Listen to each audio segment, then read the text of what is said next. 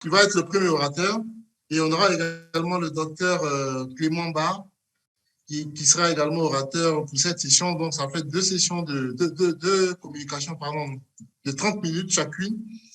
Et puis ensuite, on aura une session de cas cliniques présentée par le docteur Hendali et le docteur John Marcos. Donc, sans plus tarder, je vais laisser la parole donc au docteur David Bradley. Je ne sais pas si le professeur Merva veut ajouter quelque chose avant.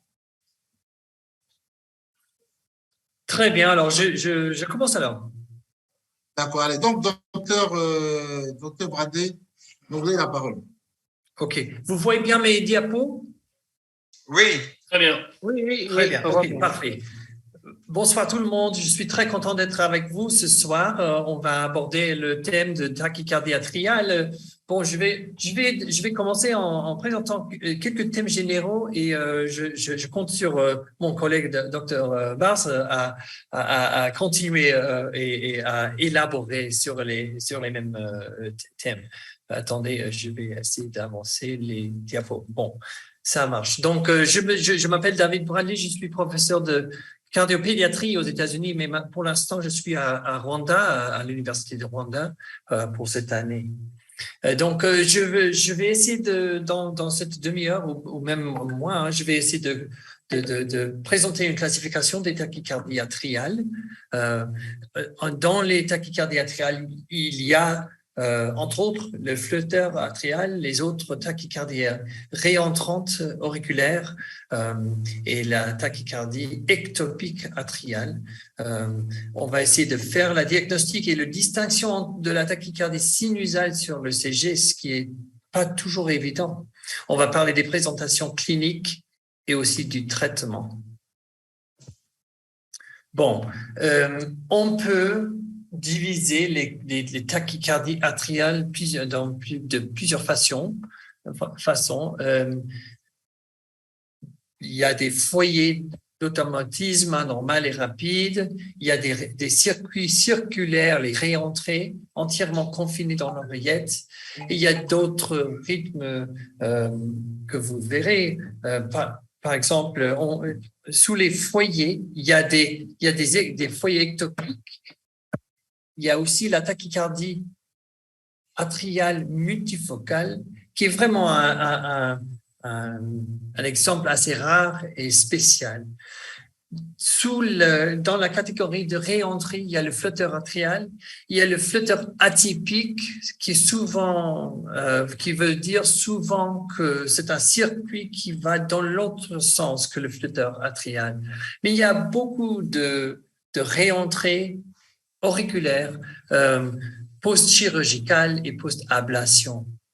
Dans la catégorie autre, j'ai mis la fibrillation atriale, ce qui n'est pas tout à fait, dans mon opinion, c'est pas une tachycardie atriale, mais c'est souvent mis dans cet ensemble de tachycardie.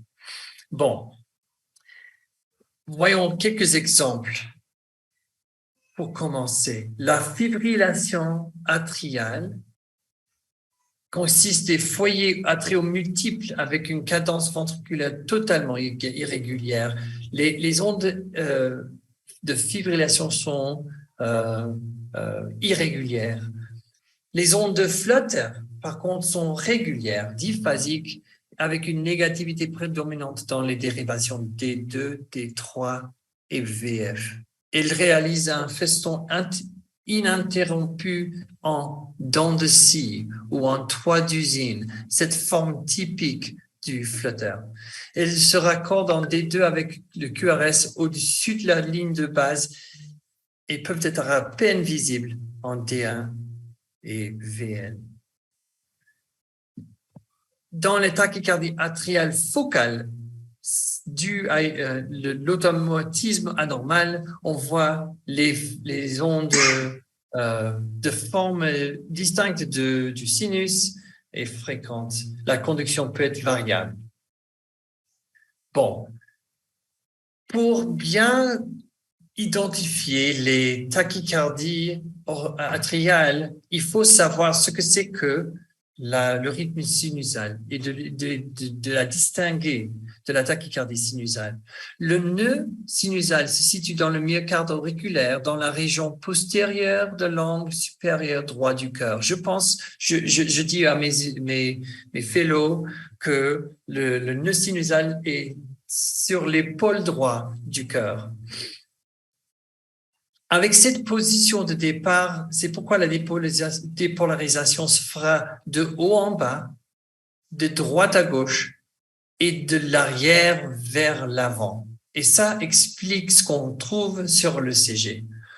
Pendant le rythme sinusal, les oreillettes se font dépolariser par l'impulsion générée dans le nœud sinusal. L'onde P sinusale sera toujours positive sur toutes les dérivations, excepté sur AVR, où elle sera négative, et sur V1 où elle devra être idiophasique. L'onde P sinusale présente un axe normalement entre 0 et 90 degrés. Par conséquent, le stimulus s'éloignera de la dérivation AVR et ira en direction de la dérivation D2 et vers l'avant. Je vais mettre mon laser là. Donc, vous voyez que l'axe AVR est en contresens de la direction sinusale. Donc, en AVR, les ondes P sont inverties. Si l'onde P ne remplit pas ces caractéristiques, il est très probable que le patient présente un rythme auriculaire ectopique. En d'autres mots, le stimulus débute à un autre endroit de l'oreillette où les électrodes soient mal placées. Les ondes P normales auront une durée typiquement de moins de 120 millisecondes et une amplitude de moins de 2,5 mm. Nous ne parlons pas ici de l'intervalle PR, mais de la durée de l'onde elle-même. Bien que certaines anormalités de l'onde P se manifestent en V1, l'onde sinusale présente une morphologie généralement biphasique en V1, comme celle-ci. Les dérivations inférieures sont utiles si l'onde provient d'un site supérieur. On a les ondes P positives dans les dérivations inférieures, comme ça, 2, 3 et F. Si l'origine de l'input atrial est inférieure, l'onde P sera invertie dans ces mêmes dérivations. Bon, quelques exemples. On a ici une tachycardie à QRS fin à 160 battements par minute. Souvent, on est face à cette question. Est-ce que ce rythme est la tachycardie sinusale ou pas? Qu'est-ce que vous pensez de cette ECG? Moi, je vois dans la dérivation 2 et F une onde P qui est triangulaire, qui est en bonne position, qui est positive. Et je dirais que, bien que ça soit rapide, que ça soit une tachycardie sinusale. Ensuite, qu'est-ce que vous pensez de cette ECG?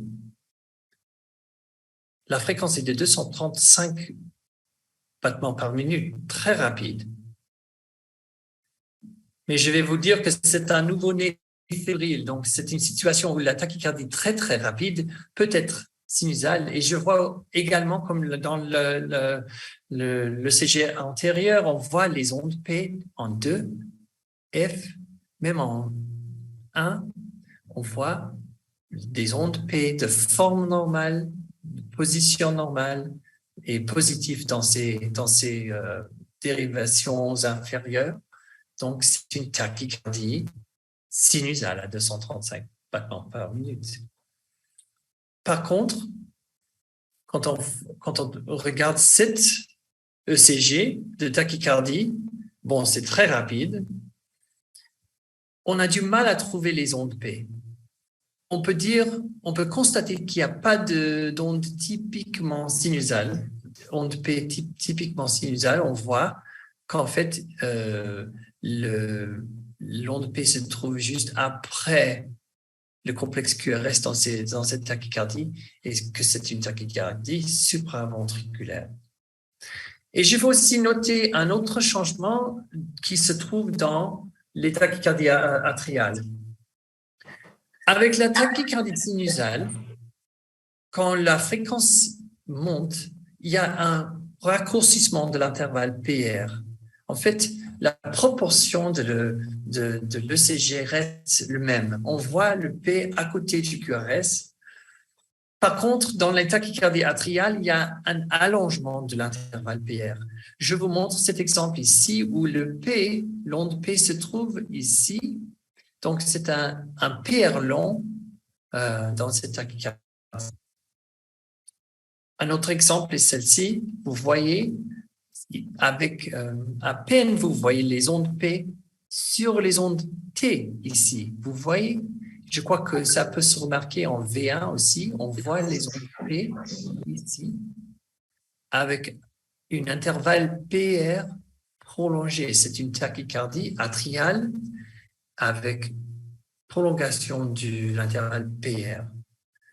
Cette PR longue explique l'observation des pulsations jugulaires quand un patient est en tachycardie supraventriculaire. Peut-être que vous pouvez voir le coup de ce jeune dans sa tachycardie et des pulsations de la veine jugulaire que sa mère a noté. Bon, je présente un petit cas ici d'une fille adolescente qui s'est présentée en 2015 avec une entorse à la cheville et une tachycardie. Bon, à la fin de son traitement aux urgences, ils avaient constaté que la fréquence était élevée chez cette jeune fille, que peut-être sa douleur n'expliquait pas tout à fait la tachycardie qu'ils voyaient. Ils ont effectué un ECG et on regarde dans nos dérivations clés des deux. Ici, on ne voit pas de onde P typiquement sinusale. En AVF, encore, on ne voit pas d'onde P typiquement sinusale. Cette jeune fille a été en tachycardie, complexe fin, mais ce n'était pas noté. Je crois qu'ils ont cru qu'elle était en tachycardie sinusale. 4 ans plus tard, elle s'est présentée chez son médecin et encore, ils avaient conclu qu'elle était en rythme sinusal. Regardez, elle a même des pauses dans sa tachycardie. Et encore, on a en D2 ces ondes P aplaties. On ne voit pas d'ondes P typiques. Finalement, elle a eu un visite de contrôle qu'il a fait voir le cardiologue. Encore ici, on voit en D2 des ondes P. Donc, elle avait passé plus de 5 ans dans cette tachycardie et malheureusement, elle avait une fraction d'éjection de 35. Sa fréquence moyenne était de 117 battements par minute en 24 heures sur Holter. Il était évident qu'elle était en tachycardie incessante. Elle avait aussi des épisodes nocturnes de ralentissement brutal de la fréquence cardiaque. Et son traitement était une ablation. On a trouvé un foyer de pic dans l'oreillette gauche. Et elle a répondu très bien à l'ablation. Après l'ablation, son électrocardiogramme, vous voyez ici, avec des ondes P typiquement normales, sinusales. Je mets la cartographie à 3D est très utile pour l'ablation de ces foyers et vous voyez qu'un site typique peut être aussi l'appendice auriculaire gauche. C'est un autre patient qu'on a traité. Mais ce n'est pas uniquement dans l'oreillette gauche qu'on trouve ces foyers automatiques et il y a plusieurs articles sur les sites typiques des foyers automatiques. Chez les jeunes patients, la grande plupart de ces patients sont très jeunes et il n'est pas nécessaire de les ablater comme petits-enfants parce que la plupart de ces enfants ont une résolution spontanée de la tachycardie. Il y a ce problème réapparaît dans l'adolescence. Donc, c'est là où on a le plus d'ablation de ces jeunes patients. Il existe un système de localisation depuis le CG et je vous présente celle-ci de 2006 qui est toujours valable et qui commence avec la morphologie en V1. Je vous laisse ça comme référence. Les patients qui ont des automatiques ont souvent, même quand ils sont en rythme sinusal, ils ont des extrasystoles fréquentes, comme dans ce tracé.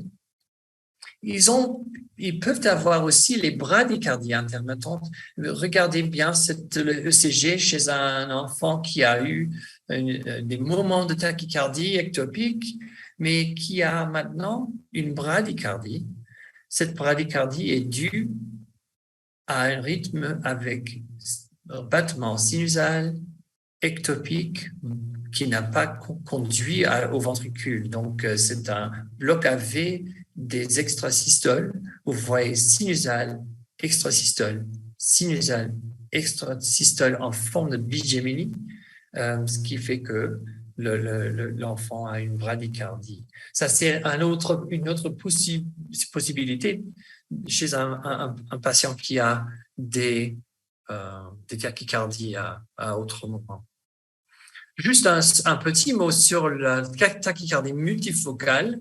Ce qui se trouve chez les enfants et aussi chez les adultes avec des maladies pulmonaires, c'est irrégulier, c'est chaotique, ça peut être mal toléré ou bien toléré selon les autres facteurs de la santé du malade. Mais son aspect est celui-ci avec des conductions aberrantes, avec une irrégularité marquée et avec des moments de rythme sinusal.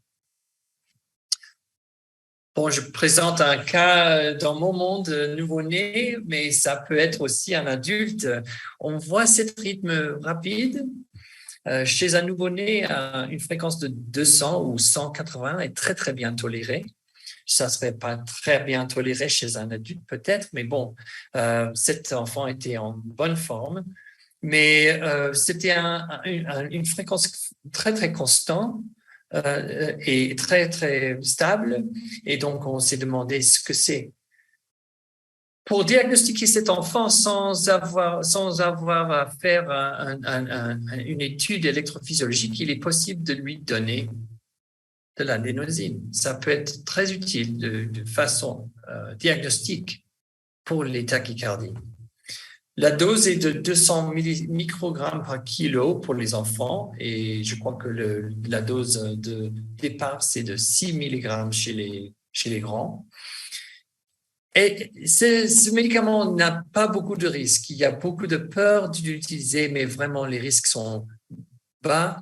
La fibrillation atriale peut suivre une dose d'adénosine, mais ça, c'est pas très fréquent. Le bronchospasme peut aussi être un résultat d'une dose d'adénosine. Il faut savoir que ça peut se passer. Mais les risques graves ne sont pas très fréquents. C'est très, très rare qu'il y ait une grande complication chez un patient, sauf s'il a reçu une transplantation du cœur. Ça, c'est une situation très rare où la pause de l'adénosine n'est pas de secondes, qui peut être des minutes ou très, très long et très dangereux. Bon, on a fait une injection d'adénosine chez cet enfant avec la tachycardie de 200 et on voit les ondes Flutter qui sont là, qui étaient cachées dans les ondes T et QRS d'auparavant. Et on voit clairement que c'est un flutter néonatal. Ça peut exister chez le nouveau-né, ainsi que dans les adultes. Bon, juste un mot sur l'adénosine qui a de la valeur en diagnostiquant les tachycardies, mais ça peut aussi terminer beaucoup d'arythmies. Donc, il faut savoir quelles sont les possibilités. On sait bien que les tachycardies réentrantes intranodales se terminent avec l'adénosine. Les tachycardies avérées entrantes, voire accessoires, là aussi, par son bloc au niveau du nœud AV, ça termine ces arythmies. Le flotteur atrial, ça n'a aucun effet final, mais on peut diagnostiquer ce qui se passe. Donc, si on fait un tracé pendant l'administration de l'adénosine, c'est très utile. La tachycardie atriale ectopique souvent termine avec l'adénosine. Ça peut redémarrer, mais il est possible que ça termine. Donc, on n'est pas 100% sûr quand l'arythmie termine avec l'adénosine. Quel est le mécanisme? Même les tachycardies ventriculaires de la chambre de chasse droite peuvent terminer avec l'adénosine. Je laisse dans les diapos ce diagramme d'une autre classification des arythmies atriales qui commence avec sa réponse à l'adénosine. La cardioversion, c'est la façon de terminer les arythmies réentrantes telles que le flutter.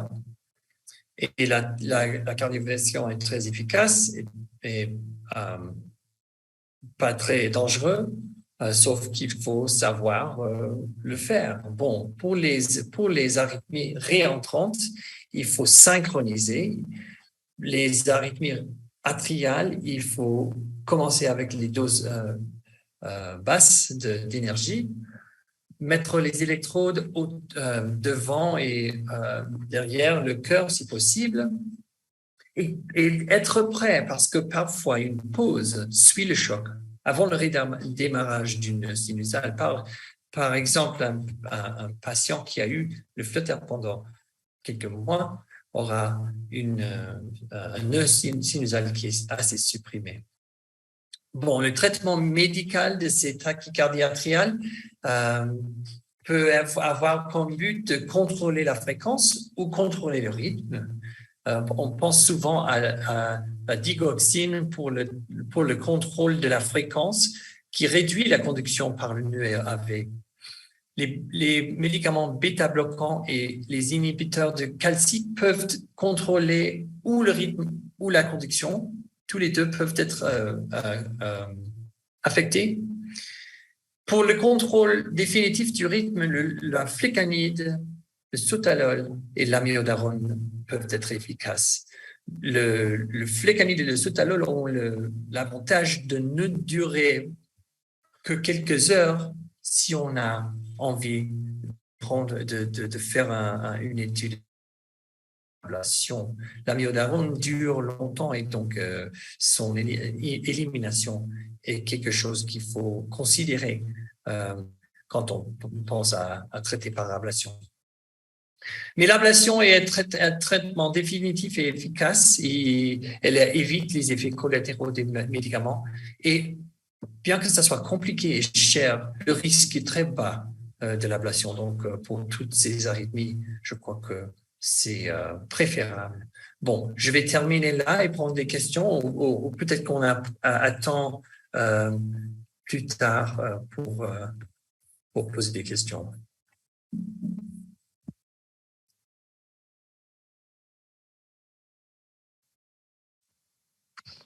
Très bien, docteur Bradier. Vous avez des questions?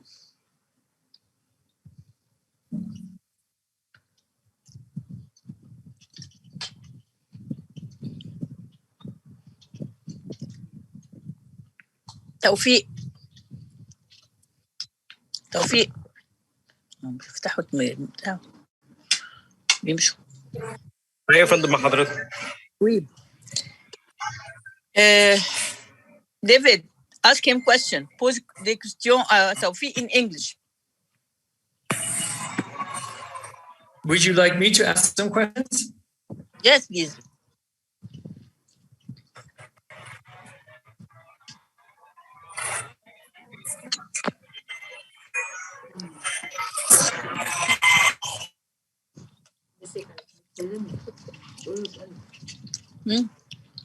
I'll add the name.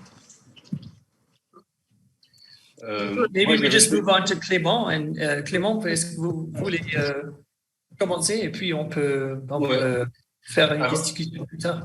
Avant de commencer, j'avais une question justement avec votre expérience chez les enfants. Quelle était la tachycardie la plus fréquemment observée chez les enfants? À titre pathologique, en dehors de... Est-ce que c'est les Kent? Est-ce que c'est la tachyartériale? Est-ce que c'est la FA? C'est les Kent, en fait. Les nouveau-nés ont beaucoup plus d'arythmies, de voies accessoires que les enfants d'un an. Heureusement, il y a la résolution spontanée des fibres de Kent, des Wolff, qui font beaucoup de troubles comme nouveau-nés. Donc, c'est intéressant, c'est quelque chose qui se résout. Il y a beaucoup d'arythmies, en fait, qui se voient chez les nouveau-nés. Et on a appris à avoir de la patience parce qu'il y a beaucoup de choses qui se... On observe une résolution spontanée due à une involution naturelle du Kent ou une diminution? Oui, c'est ça. Ouais. C'est ça. Même une étude électrophysiologique ne trouve aucun fibre, aucune conduction anormale quand le CG se normalise. D'accord, ok. Ok, moi j'ai une question. David, il y a un tracé là, reviens un peu sur les ECG. Il y a un ECG que j'ai vu passer. Je voudrais te poser une question à partir de cet ECG.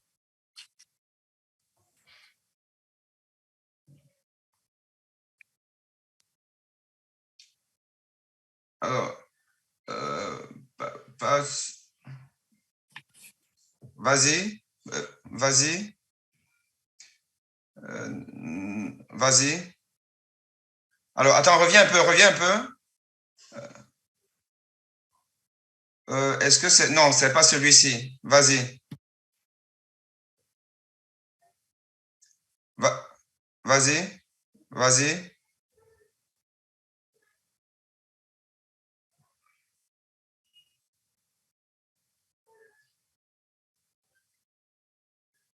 Vas-y.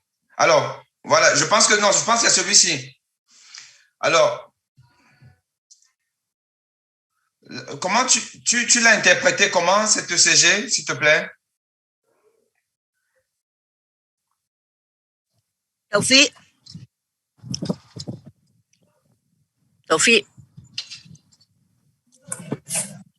دكتور ميرفت مع حضرتك. Answer this ECG in English and Dr. Boni will translate. What is the diagnosis of this ECG? شخص. Okay, this we have a 2-to-1 AV block. And this the VR interval before the QRS is the same with every beat. So we'll say this is a Mobitz type 2-to-1 AV block. But is the interval between the P wave and next P wave accepted as sinus, as heart rate of sinus? And the interval from the second P wave, which doesn't have QRS complex, to the next P wave, is it the same like the one before? Okay, but it might be an atrial tachycardia with 2-to-1 AV block. No. Okay. You are close. Okay, might be a block PAC, then a sinus beat. Yes, I think so. Yes, that's exactly right. This is sinus, and this is an ectopic P wave. Do you see they are different? They're similar, but they're different. This is sinus, this is ectopic. And we are blocking only on the early beats. So these patients will have a long period of bradycardia because the long RR interval prepares the conduction system only for a slow heart rate. So this is a block This is a blocked premature atrial beat, and this is atrial bigeminy with block. And we see this in patients who may have at other times tachycardia from this focus. D'accord. Alors, donc, je pense que vous avez compris. Je suis revenu sur cet ECG parce qu'il est assez remarquable. Et il ne faut surtout pas parler d'un BAV 2 pour 1. Ça peut pas être le cas parce que quand vous regardez le P qui précède le QRS, il est différent de ce P qui succède le QRS. Et ensuite, quand on voit la distance entre ces deux P, cette distance n'est pas la même entre ce P et le prochain P. Donc, ça peut pas être un bloc 2 pour 1. Et ensuite, la morphologie. La morphologie de ce P n'est pas la même que la morphologie du P précédent. Donc, ce n'est pas les P qui viennent du même endroit, du même site. Donc, ici, là, c'est une extrasystole, elle est précoce et puis qui ne va pas conduire. Et ensuite, on a le P normal qui conduit et une extrasystole. Donc, on est dans un bigéminisme ici. C'est bien ça, Bradley? Tu es d'accord ou alors tu interprètes Tout à fait différemment? d'accord, oui, je suis d'accord. Merci de l'avoir expliqué si clairement. C'est très intéressant et il y a beaucoup de... Bon, la plupart des bradycardies sont présentées par un résident qui n'a pas apprécié les autres ondes P qui ne sont pas conduites. Alors, ma question à tout le monde, aux jeunes, ce patient-ci, bon, là, c'est un enfant, bon, nous, on ne sait pas soigner les enfants, moi, déjà, je les fuis, mais imaginons, Bradley va nous dire comment est-ce qu'on se... Moi, je voulais poser une question aussi. Bradley fait la différence entre... Allô? Je n'avais pas terminé ma question.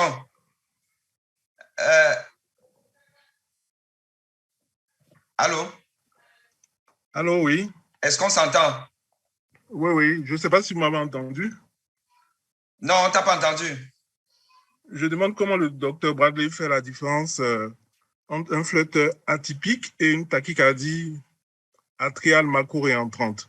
Ou bien, pour lui, il n'y a pas de différence. Alors, Bradley, avant de répondre à la question, j'aimerais simplement terminer avec ce cas pour poser la question à tout le monde. Comment est-ce qu'on soigne cet ECG? Enfin, on soigne le patient, mais cet ECG, cette arythmie, qu'est-ce que vous donnez, qu'est-ce que vous ne donnez pas? En dehors des procédures ablatives, si jamais quelqu'un veut aller vers ça. Mais sur le plan médicamenteux, est-ce qu'il y a un traitement qu'on pourrait donner pour traiter cette arythmie?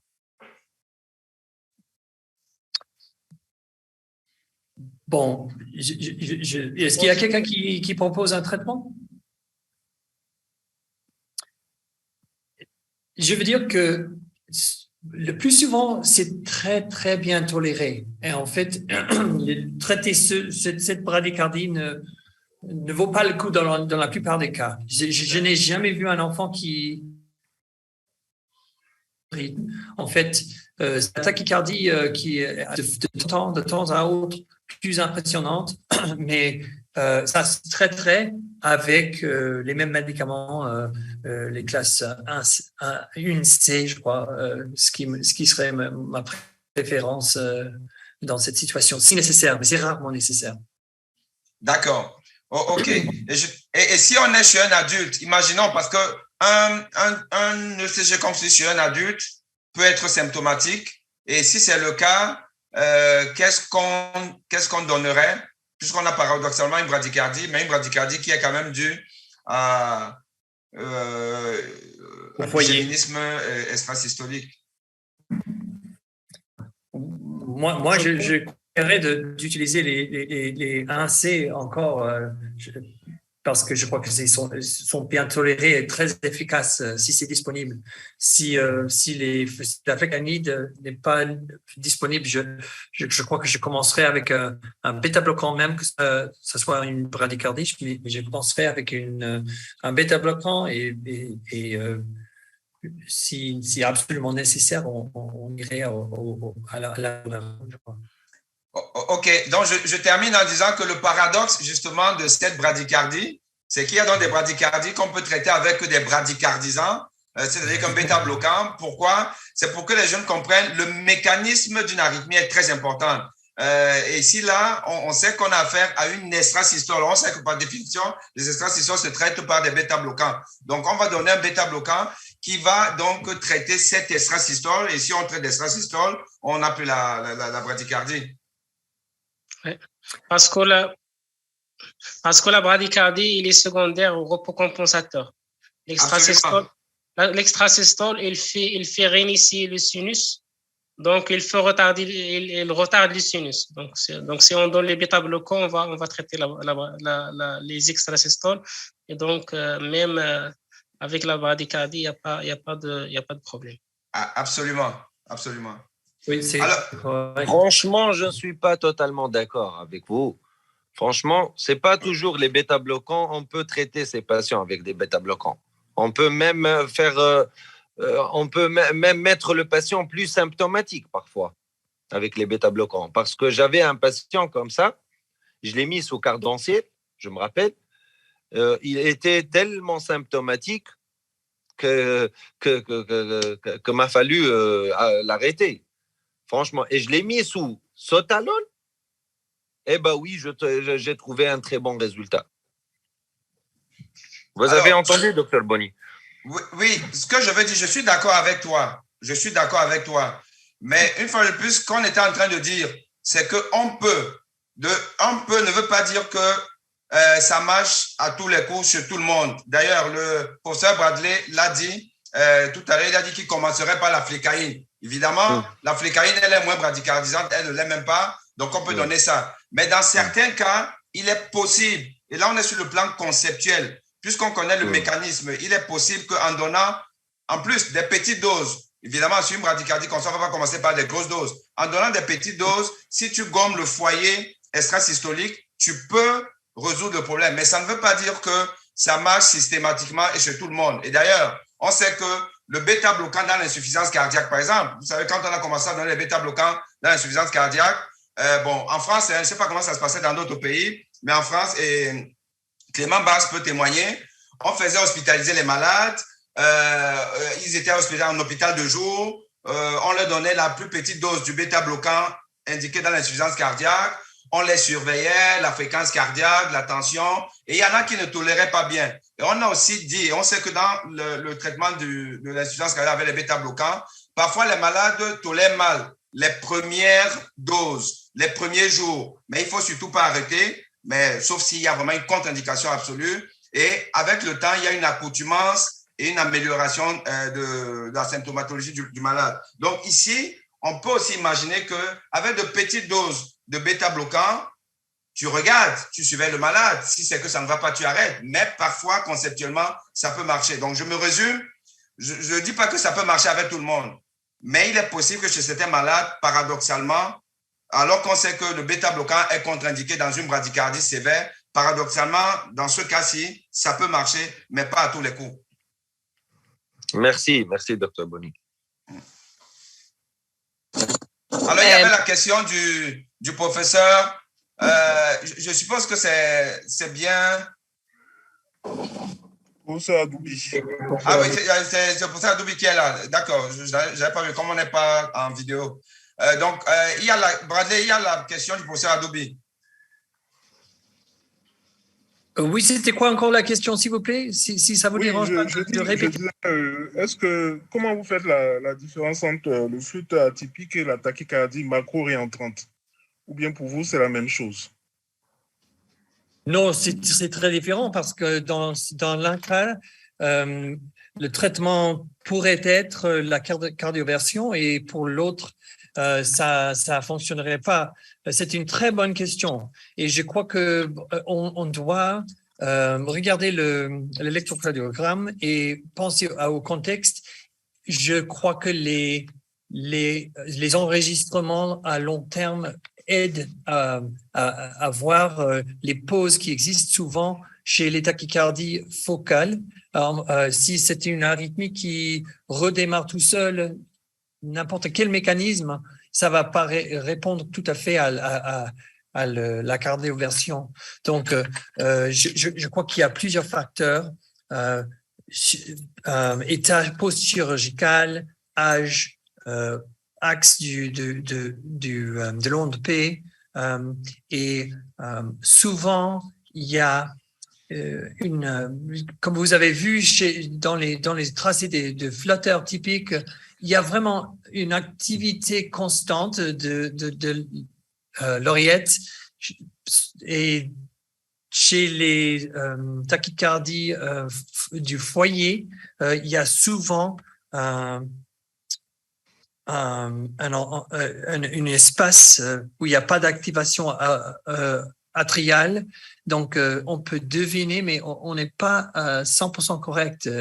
Donc, très, très bonne question. Et évidemment, je n'ai pas de réponse sûre.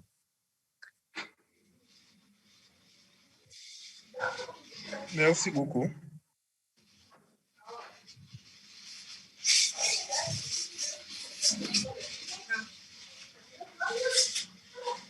Maintenant, le docteur Barr, ça? Oui, bonjour. Oui, Clément Barr? Oui. Oui, tu es maintenant le host. Share your slides. Alors, je vais partager mon écran. Bien. Partager la présentation.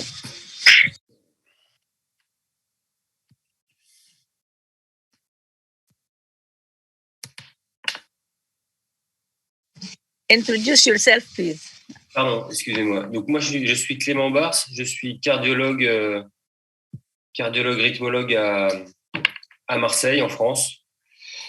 Et c'est un hôpital où on a fait beaucoup de recherches sur la fibrillation atriale et donc sur la tachycardie atriale aussi. Donc j'aime beaucoup ce sujet. Donc ma présentation, elle va être assez complémentaire de celle du docteur Bradley, puisque moi je vais l'aborder avec un versant assez interventionnel, avec des manœuvres électrophysiologiques et des exemples d'ablation. Donc en premier lieu, comme on l'a dit, il y a différents types de tachycardie, que ce soit sinusale, une tachycardie atriale organisée, de la fibrillation atriale, du flotteur, voire une tachycardie jonctionnelle. Et comme ça a été dit précédemment, des manœuvres vagales, que ce soit un massage carotidien, une pression sur les yeux ou de l'adénosine, permet effectivement soit de l'arrêter, soit de démasquer l'activité atriale. Comme dans cet exemple où parfois les choses ne sont pas faciles, en 2 pour 1, l'adénosine permet de démasquer. Ce n'est pas le même patient, ce n'est pas le même électrocardiogramme, mais on voit ici au début du tracé un flotteur en 2 pour 1, parfois en 3 pour 1. Et c'est vrai que l'adénosine permet de démasquer l'activité atriale et de lever le doute diagnostique sur la nature de la tachycardie. Donc ici, un flotteur avec un retour à la ligne isoélectrique quasi inexistant, une activité électrique continue qui signe le caractère réentrant, macro-réentrant de cette tachycardie. Avant de parler des tachycardies, je voulais juste faire un tout petit mot sur cette étude qu'on a publiée, nous, à Marseille. Alors, c'est sympa parce qu'on l'a fait en partenariat avec l'Université du Michigan, dont a priori vient le docteur Bradley. Et je suis allé plusieurs fois au laboratoire d'électrophysiologie chez le professeur Ralifé. On a travaillé avec Omer Berenfeld et Jérôme Khalifa énormément. Et donc, on a fait ce papier qui nous a permis de bien avancer dans la compréhension des tachycardies atriales et des flotteurs. Non seulement parce que dans le workflow de l'ablation de la fibrillation atriale, par cette façon de faire, il y avait beaucoup de flotteurs, beaucoup de tachycardie atriale, donc on en a vu énormément. Et puis parce qu'on a pu dégager un pattern d'électrogramme endocavitaire, parfois de tachycardie atriale. Donc on a conceptualisé les drivers de FA selon ce mot qui s'appelle dispersion. Et la dispersion, en résumé, s'observe grâce à un cathéter diagnostic multipolaire avec une vingtaine de pôles. Ça peut être différents cathéters multipolaires, soit un double lasso, soit un pentarrêt. Et le principe, c'est que sur le pentarrêt, sur le cathéter multipolaire, on enregistre une activité quasiment continue à différents pôles. Donc, dans une région donnée, on a quasiment tout le cycle de la FA. Donc, on a commencé à ablater les FA essentiellement comme ça. Excusez-moi. Tac, tac. Donc, sur un cathéter multipolaire, on enregistrait de la dispersion, donc soit des cafés ou pas cafés, des potentiels fragmentés ou non, mais qui couvrait une large partie du cycle de la tachycardie. Et donc, on faisait un tagging de ce cathéter et on a ablaté essentiellement ces zones-là pour arrêter les FA.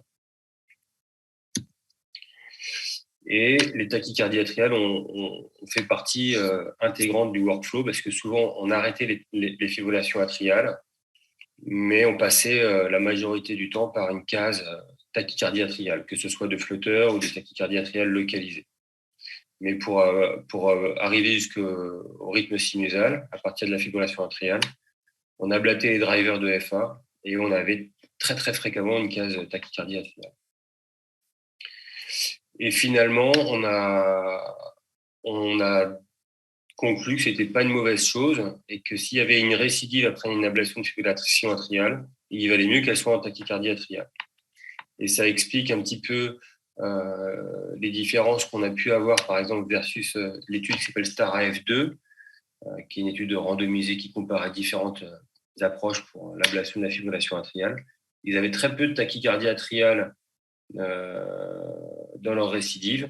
Et donc, quand ils reprenaient les patients, ils avaient un gain de rythme sinusal à long terme qui était très peu élevé. Nous, on avait une proportion de tachycardie atriale qui était assez élevée dans nos récidives. Et donc, quand on reprenait les patients, on avait un gain assez net au long cours. Ça sous-entend que le diagnostic endocavitaire, le mapping et l'ablation de cette tachycardie est beaucoup plus simple que de la fibrillation atriale. Donc, à choisir, il vaut mieux une récurrence en tachycardie sur un mode organisé qu'une récurrence sur un mode fibrillatoire.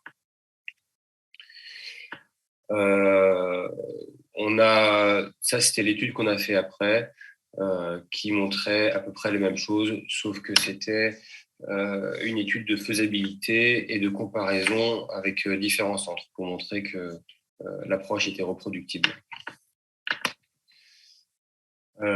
Et un dernier mot pour boucler la boucle du mapping de ces drivers, pour dire qu'on a développé à Marseille, avec une grosse databank de signaux de dispersion, on a construit un algorithme qui permet de plus analyser visuellement ces signaux et d'avoir une interface qui nous donne ces zones dispersées pour faire les ablations de fibrillation atriale. Et on ablate ces drivers et après on les connecte entre eux, associés à l'isolation des veines. Je vous montre juste un petit exemple de ce type de procédure.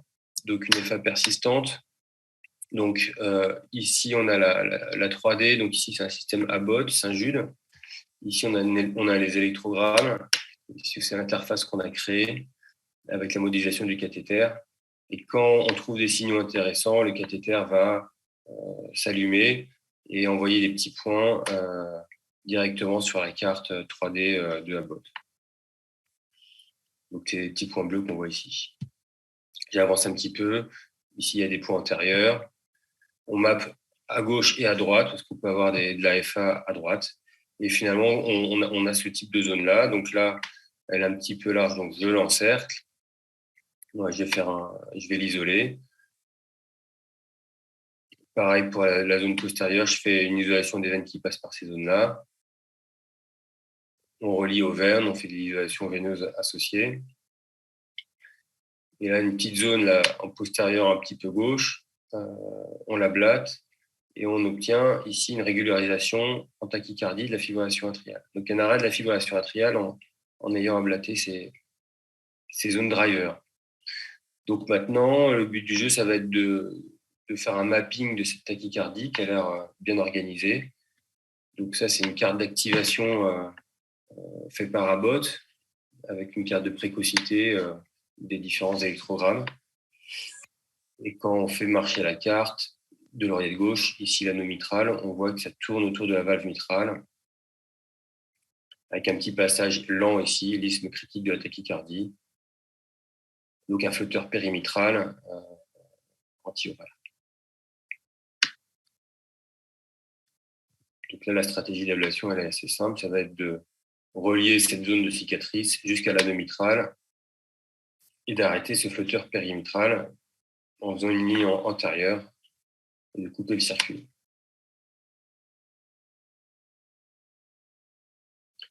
Un retour sinusal. Donc ça, c'était juste pour un petit peu illustrer, le nombre de tachycardies qu'on a vu. On en a vu beaucoup. On va revenir un petit peu aux choses, un petit peu pour définir les arythmies. Donc, flotteur atypique, j'ai dit mi-gauche, mais c'est plutôt flotteur atypique. Donc, c'est généralement des flotteurs qui sont non dépendants de l'isthme droit. Donc, flotteur, c'est des macro-réentrées. À l'ECG, il y a effectivement une activité continue. Il n'y a pas de retour clair à la ligne isoélectrique, ou alors ça repart tout de suite. Dans les macro-réentrées, les cycles sont plutôt longs, puisque ça tourne autour de larges zones neutres sur le plan électrique, donc soit la valve mitrale, soit autour du toit, soit autour d'une large cicatrice. Et généralement, les flotteurs atypiques, enfin les macro-réentrées, sont relativement stables et régulières. Et à l'inverse, les tachycardies localisées, qu'elles soient des micro-réentrées ou des activités focales, il y a souvent des retours à la ligne isoélectrique et le cycle peut être légèrement irrégulier.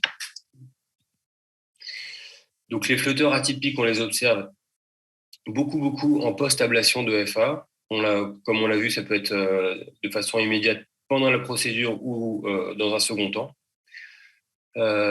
Beaucoup en post-chirurgie cardiaque, notamment dans l'oreillette droite, après les cicatrices de cannulation pour les circulations extracorporelles. Mais ça peut être parfois une présentation initiale, un patient qui alterne des tachycardies atriales, des flotteurs ou de la fibrillation atriale. Ça peut être une présentation initiale. Ce n'est pas le plus fréquent, mais c'est possible. Les circuits gauche de macro-réentrée de flotteurs gauche les plus fréquents sont les flotteurs du toit qui tournent autour du massif veineux droit ou gauche ou les flotteurs périmitraux. Et après, les tachycardies localisées elles peuvent être vraiment partout, que ce soit à gauche et à droite. Il y a quelques petits sites préférentiels. La crête entre l'auricule et les veines gauches. Peut-être l'insertion du ligament de Marshall favorise ça. En tout cas, il y a beaucoup de tachycardies localisées ou de micro-rentrées qui viennent de là. Et aussi ostium du sinus coronaire près de l'oreillette droite, qui est très pourvoyeuse de tachycardie localisée. Et on voit que c'est souvent proche de petites structures veineuses, ostium, sinus coronaire ou ligament de Marshall. Donc en premier lieu, on va essayer de voir les informations ECG. Donc dans un flotteur droit, il y a un aspect atypique qu'on a déjà vu, avec une polarité négative en inférieur, positive en V1, qui s'inverse effectivement si le flotteur droit est horaire. Les autres flotteurs droits sont assez difficiles à discriminer d'un flotteur commun, notamment s'il tourne autour d'une cicatrice d'atriotomie. Encore plus quand c'est en 2-pour-1 et qu'on a du mal à analyser, qu'on n'a pas de diastole longue. Mais dans ce cas-là, avec une négativité en inférieur et une positivité en V1, c'est assez difficile de distinguer ça d'un flotteur commun. Voilà. Pour les flotteurs périmitraux, pour le flotteur périmitral horaire, on a une négativité AVF et une positivité V1. V1 sera toujours positif dans les périmitraux. Mais qu'il soit horaire ou anti-horaire, ça peut changer la polarité des dérivations en inférieur. Après, il y a d'autres macro-entrées, notamment les flotteurs septo, pour lesquels on a parfois des lignes isoélectriques. C'est très difficile à analyser. Alors, d'un point de vue endocavitaire et électrophysiologique, on va étudier aussi le profil du sinus coronaire et les résultats de manœuvres de stimulation. Alors, on distingue essentiellement 3 types de profils de sinus coronaire. Un profil plutôt distal proximal, un profil plutôt vertical et un profil plutôt proximal vers distal. Ça nous aide sur le diagnostic, pour préciser le diagnostic d'une tachycardie et pour orienter un petit peu une carte d'activation ou un mapping. On va s'aider aussi du post-pacing intervalle. Donc, on va entraîner la tachycardie en stimulant dans l'oreillette, généralement le sinus coronaire. Ce qui sera très important, c'est de vérifier qu'on entraîne bien la tachycardie. Et on va mesurer la différence entre le cycle de base de la tachycardie et le cycle de retour. Donc, ce post-pacing intervalle, s'il est inférieur à moins de 30 millisecondes, ça veut dire que l'endroit où on stimulait fait partie du circuit. Donc, si on stimule sur le sinus proximal et sur le sinus distal et que les 2 PPI sont bons, ça veut dire que les deux extrémités du sinus participent au circuit. Généralement, c'est un flotteur périmitral. Donc, qu'est-ce qu'on peut se poser comme question en salle d'électrophysiologie? Donc, est-ce que je commence par mapper la droite ou la gauche? Est-ce que je dois faire une ponction transseptale? Quel est le mécanisme de cette tachycardie? Est-ce que c'est une macro-réentrée, un grand circuit, ou est-ce que c'est localisé? Est-ce que je dois absolument faire une carte d'activation? Et si oui, est-ce que je dois faire une carte d'activation gauche et droite? Et est-ce qu'il y a un endroit ou une région où je devrais peut-être avoir un mapping plus rigoureux? Donc, nous, on a un petit arbre décisionnel qui vaut ce qu'il vaut, mais qui généralement donne pas mal d'informations en fonction du profil du sinus pendant la tachycardie, de l'aspect ou non de flotteur commun sur l'électrocardiogramme et du résultat des PPI sur le sinus ici distal, sur le sinus proximal et sur le toit, en fonction du profil d'activation sur le sinus. Donc c'est pas mal, ça permet d'orienter un tout petit peu le diagnostic et de pas se perdre dans des hypothèses qui parfois peuvent se faire perdre beaucoup de temps. Donc là, quand on a mis localisé avec des M, c'est parce qu'on a un fellow qui s'appelait Monteau, qui avait séparé les différentes parties de l'oreillette en différentes parties. Et voilà, ça nous oriente un petit peu sur des possibilités de tachycardie atriale quand c'est localisé, sachant que c'est très difficile et ça reste à confirmer après par l'ablation et par un mapping précis, quoi. Donc ici, un cas de patient qui est venu pour un aspect de flotteur post-ablation de FA. Un cycle de tachycardie à 273 millisecondes ici, entre deux activations du sinus. On fait un PPI sur le toit parce qu'il avait plutôt une séquence sinus plutôt verticale. Un PPI à 281, donc une différence très faible de 8 millisecondes. Ça veut dire que le toit fait partie du circuit. Donc, quand on a une séquence très verticale du sinus avec un PPI qui est excellent sur le toit, c'est de façon très, très fréquente un flotteur du toit. Donc, ce patient, on lui a fait une ligne du toit et on a permis l'arrêt du flotteur. Un autre patient, c'était une fibrillation atriale avec beaucoup d'ablation, qui a finalement été régularisée en tachycardie atriale. Donc, la carte était en faveur d'un flotteur périmitral avec une séquence d'activation ici 1-2 vers 9-10. Et puis finalement, pendant la réalisation d'une ligne d'ablation périmétrale, il faut faire un peu attention à la séquence. Et souvent, on peut ne perdre un petit peu le fil et pas faire attention. Ici, la séquence change. Ici, on avait vraiment 1-2 vers 9-10. Et puis là, tout d'un coup, on a 9-10 vers 1-2. Donc, on a arrêté la tachycardie. Enfin, en tout cas, la séquence a changé. Et dans ces cas-là, ce qui est bien, c'est de recommencer le mapping, de recommencer l'arbre décisionnel, de se reposer la question. Mais il faut vraiment être un peu focus sur cette séquence parce que c'est assez fin comme visualisation. Et au final, c'est un patient qu'on a remappé. Et après l'ablation du flotteur périmétral, il était en flotteur droit. Donc, il a été remis sinusal sur l'isthme droit. Donc, je voulais faire un petit mot sur les tachycardies localisées parce que c'est un gros challenge. Et nous, on est parti de l'hypothèse que ces tachycardies localisées, elles étaient souvent dépendantes d'une région qui pouvait présenter des caractéristiques comme un driver de FA. Et pendant une procédure d'ablation, on peut essayer de les localiser, ces tachycardies atriales, en construisant des cartes d'activation, en regardant les électrogrammes avec nos yeux ou en faisant des manœuvres d'entraînement. Cependant, dans les tachycardies atriales localisées, on sait que les cartes d'activation, parfois, elles sont difficiles à interpréter parce que le choix de référence n'est pas forcément le bon ou alors la fenêtre d'intérêt n'est pas la bonne.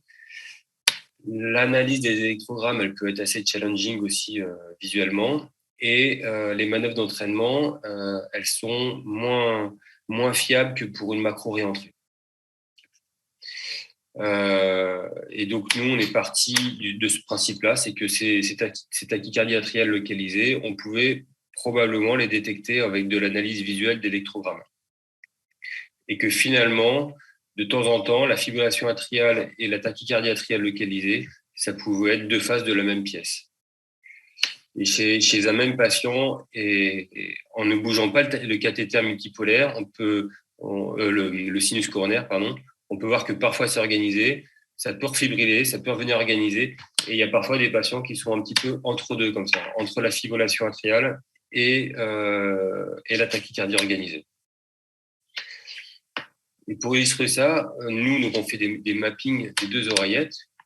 Et chez ce patient-là, qu'on a ablaté ici en intérieur, on l'a remis sinusal.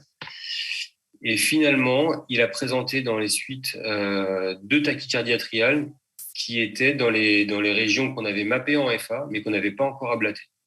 Donc des régions qu'on avait identifiées comme drivers de FA.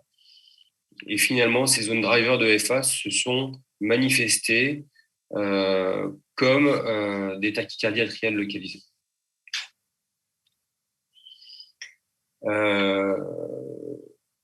Donc là, c'était, pour illustrer ça, un patient donc, qui est en tachycardie atriale avec une séquence plutôt 9-10-1-2.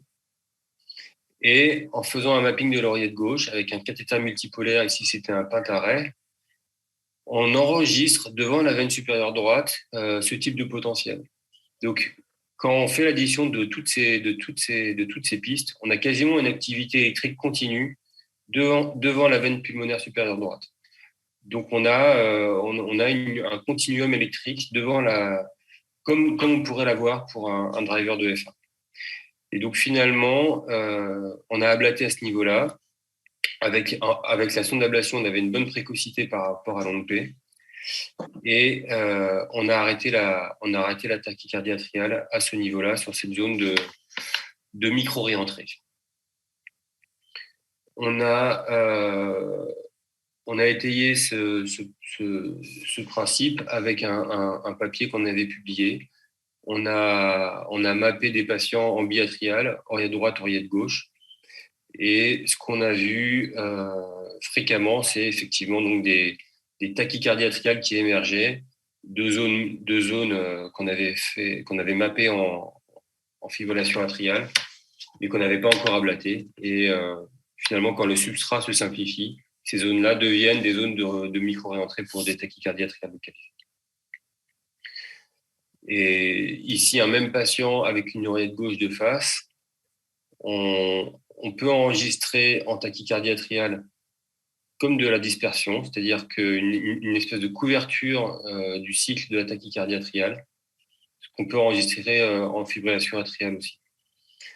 Donc, de notre point de vue, ce concept de dispersion peut s'appliquer aussi bien à la fibrillation atriale qu'aux tachycardies atriales localisées. Pardon. Donc, on a pas mal d'outils pour faire le mapping de cette tachycardie atriale, mais parfois, ça peut être assez difficile à interpréter. Ici, je vais vous montrer un petit cas. Un patient qui a déjà eu une ablation de fibrillation atriale, il revient pour une tachycardie. Donc là, c'est avec le système Abbott, un lasso, un double lasso, 20 pôles.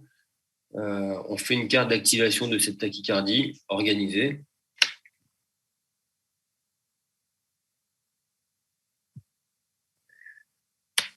Notre système d'analyse d'électrogrammes me dit que ça peut être intéressant ici, mais finalement, c'est assez concordant avec le système de mapping proposé par Abbott, qui trouve une zone de précocité au même endroit.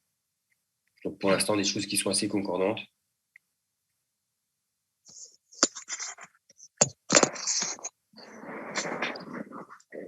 Un circuit de tachycardie qui n'est pas forcément aisé à comprendre. On voit bien qu'il y a une précocité avec des électrogrammes qui ne sont pas normaux. Alors peut-être ça peut tourner autour d'une petite cicatrice. C'est possible, vu que c'est un patient qui a déjà été ablaté. Et donc finalement, la zone d'intérêt qu'on va cibler, elle est assez claire. C'est sur la zone de précocité donnée par le système de cartographie et des électrogrammes qui ne sont pas normaux. Donc, on peut voir ici que ça tourne un petit peu autour de cette zone un petit peu anormale.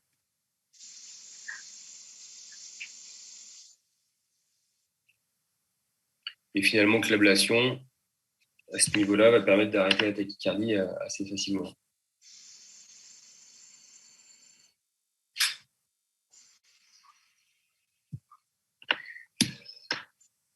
Après, là, c'était assez simple, mais parfois, les cartes d'activation, elles sont pas tout le temps intelligibles ou tout le temps interprétables. Parce que c'est le même patient, ça. Hop. Est-ce que c'est un autre patient, ça? Voilà. Donc, une autre tachycardie suivant une ablation de FA. Donc là, avec le système Carto. Donc, bien organisé, on fait une carte d'activation. On voit pareil ici des électrogrammes qui sont intéressants, mais une carte d'activation qui est pas très interprétable. On comprend pas forcément le circuit. Peut-être un flotteur du toit, mais les choses sont pas très claires. En tout cas, on a une zone de conduction lente et des électrogrammes qui sont bas voltés et assez fragmentés. Et donc finalement, on va ablater sur ces potentiels qui n'avaient pas l'air normal, beaucoup plus que sur des indications de cartographie, pour remettre le patient en sinusale.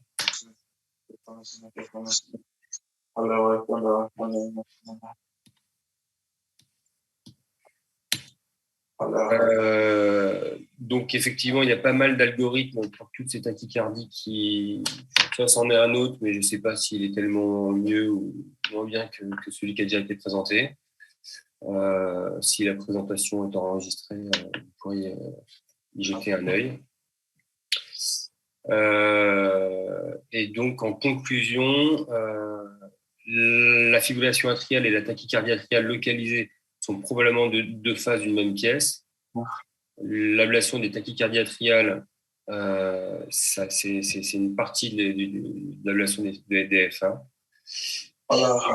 Ça peut être assez difficile et assez complexe et prendre beaucoup de temps.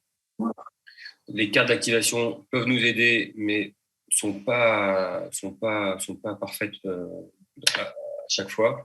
Et c'est pour ça que l'analyse des électrogrammes, notamment nous on appelle ça de la dispersion, peut aider dans des cas un petit peu complexes.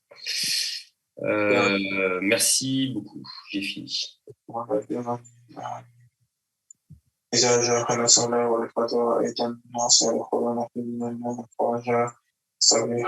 vous plaît, le microphone mute, s'il vous plaît. Merci beaucoup, Dr. Ba, for elegant lecture and very